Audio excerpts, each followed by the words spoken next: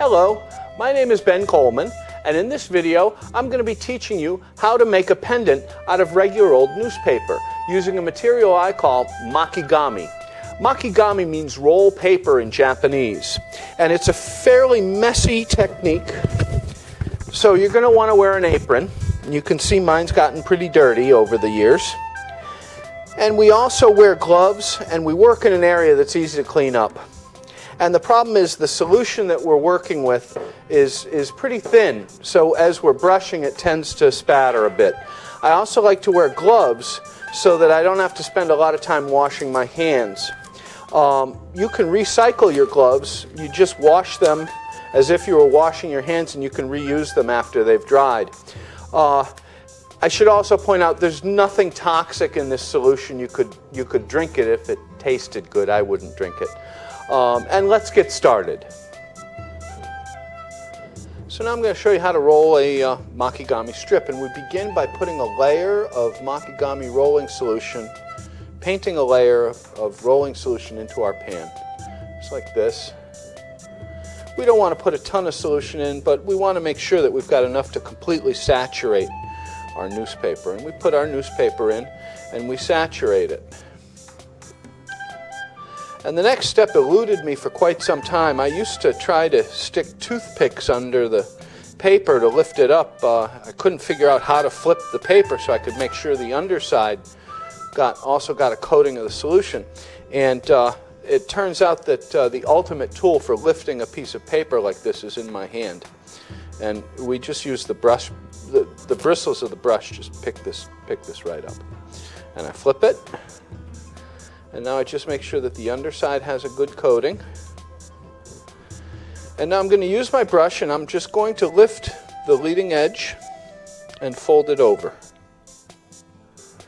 Just lifting and folding it over, and then I use my brush to sharpen that fold and get out any air bubbles that might be in it. Just like that. And now I'm going to lift the leading edge again. And what I'm doing now is I'm just going to curl the paper up a little bit. And this is going to start the roll. And I'm just sort of finessing the paper over, and I'm beginning the curl, just like that. And so now I've rolled the paper into a tube. I've got a tube here, and I lift it and I very gently roll it again, and several more times. And I think you can see what's happening here. The paper is actually sliding over itself, and this tube is getting smaller, narrower, tighter. And what's important to us that's happening is that it's becoming a solid piece of material. And as it collapses onto itself, or slides onto itself, however you want to say it, I can apply a little bit more pressure, and there we have a solid solid strip of Makigami. And the next step is to knead it. And I knead it just by pushing my fingers together. I'll show this to you a little bit closer here. Zoom in. And all I'm doing is I'm pinching with both hands and pushing together, just like that. Kneading it. What this does is it makes the Makigami stronger in the finished product. I don't know exactly why. It's probably got something to do with the fibers crossing the layers of paper, but what your finished product ends up being a little bit more brittle than if it's not kneaded. Zoom back out. We knead it twice.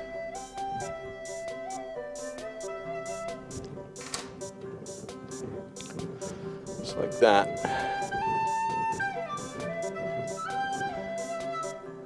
And I'm done kneading, and I'll roll it one final time, just so that any flaws that were created in the surface of the strip, any flaws are gone.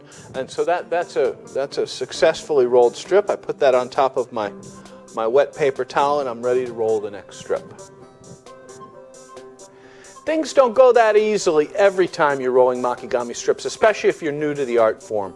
So now I'll show you some troubleshooting options. So now I want to show you this one more time, but this time with an emphasis on what can go wrong.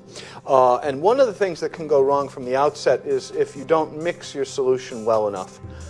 There's something about the characteristics of this solution that facilitate the paper sliding over itself. And if our solution isn't well mixed, we're probably not going to get a good strip. The second thing that can go wrong is if you don't have enough solution in your pan, or if you have too much. It's also important that you follow the ratio instructions for mixing the solution. If the solution is too thick or too thin, it won't work.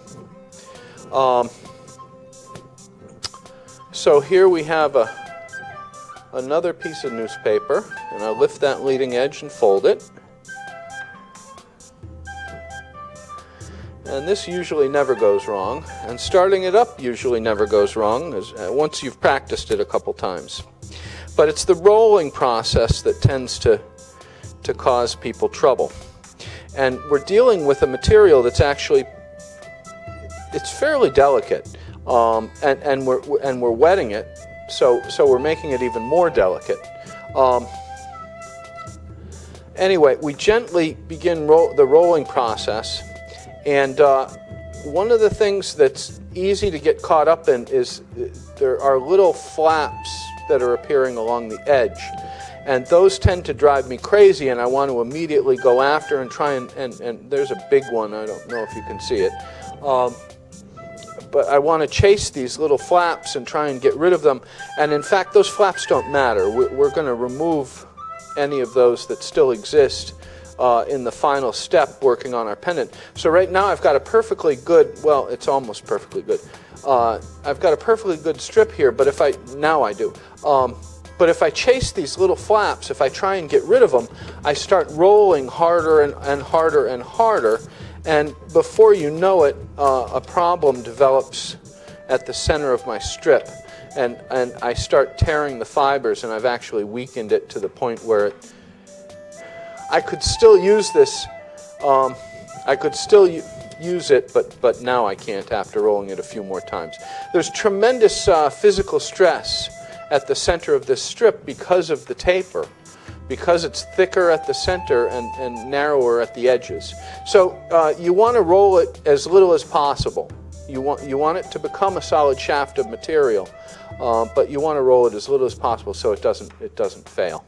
Through the miracle of television, I've now rolled 5 Makigami strips.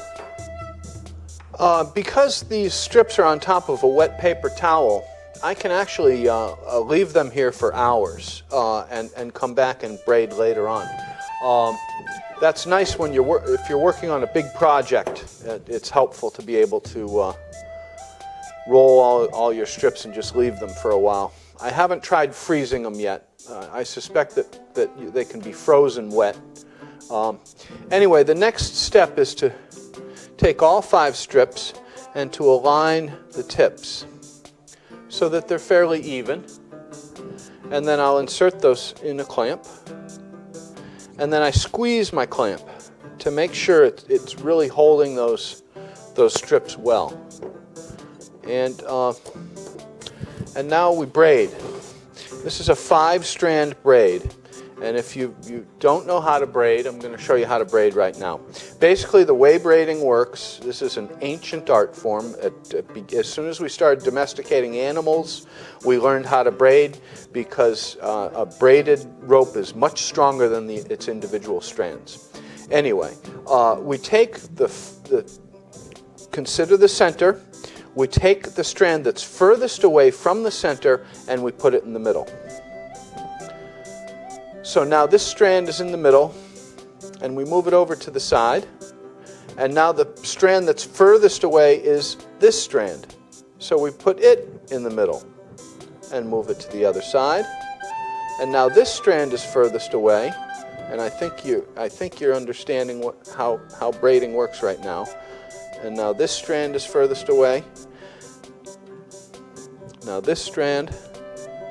And I'm doing a loose braid. I want to keep a gap, an even gap between my braids as I continue the braid. You'll also notice that I'm still wearing the latex gloves. And I'm wearing the latex gloves because to this material, to this wet Makigami material, your fingers are sandpaper. And we don't want to damage the surface of the strips. So I keep my gloves on, and that avoids damaging the strips. And I just continue braiding. And now we're finishing up this braid.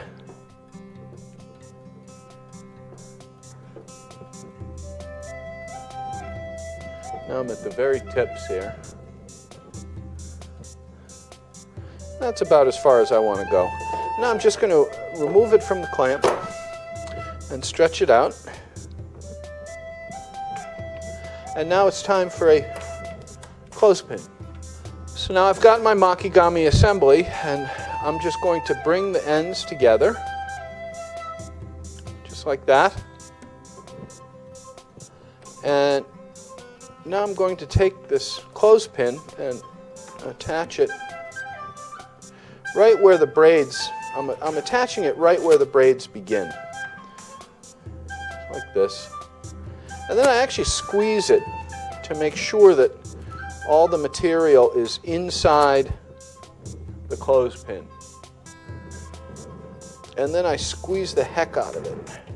And you'll see some water come out when I squeeze it really hard. And what that's doing is it's going to create a nice bond in there. We're going to reinforce that in a later step. Now the next step is to shape our pendant. And you can do a lot of things shaping a pendant. I'm going to make this one a very flat shape. Okay, so it's going to look a little bit different. So it's going to be a very flat pendant. And then the final step in this part of the process is to put it in a pan. I've already got one that's almost dry. Now I'm going to take my pendant and I'm going to put it in a car parked in the hot sun for about 2 hours.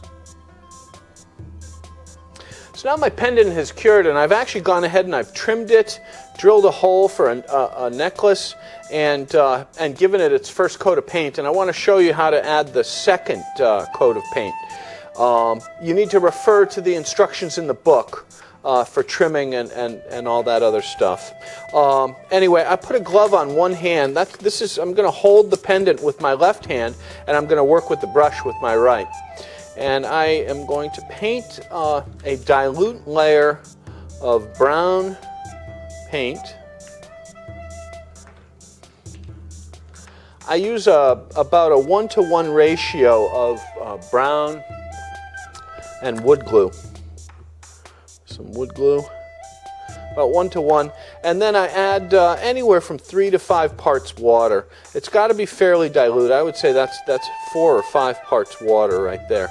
And I mix that mixture together.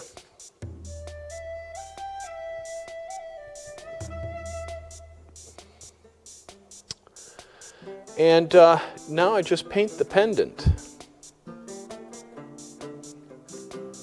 Once my mixture is mixed. And this is pretty straightforward because the mixture was so dilute. It's really fairly easy to paint it. I don't have to worry quite as much about nooks and crannies as I did with the first coat of paint, because most of this paint will pass right on through. I'm using brown because I like the color combination of yellow and brown. This is going to end up looking a little bit like a golden oak, like a golden oak finish that you'd see on furniture. So I just paint this guy. I should have mentioned I'm working on wax paper, so that I'll have an easy time cleaning it up. and so I've got a place to put my pendant while it dries, and it won't get stuck to my work surface. Now these final steps with the painting are just to remove any marks where I was holding the pendant. Nobody's ever really going to see the backside, so I don't get too concerned about the backside, but I want to make sure that the front side looks nice. And now I'm just going to wait for it to dry. So now this is what my finished pendant looks like. And it's got this very nice brown, greenish, yellowish, sort of complex color on it that people will be hard-pressed to identify exactly what color this is supposed to be. And I like colors like that. That's just the tip of the iceberg, though, of what you can do with braided paper. For example, here's some nice braided earrings. You can see they're quite durable and have an interesting color. You can do anything you want with color. Here's a much more complex pendant. It's really quite beautiful. It was braided with different colored strands, and then it got a top coat of paint. Here's even a little braided person, if you will, in a pose. I guess he's supposed to be reading a book, I think, like that, something like that. And here's a very nice red pendant, beautiful red pendant. And a butterfly. Isn't that nice? It's got a clip on the back, so you can clip it onto your clothes. And again, my name is Ben Coleman, and thank you for watching my video.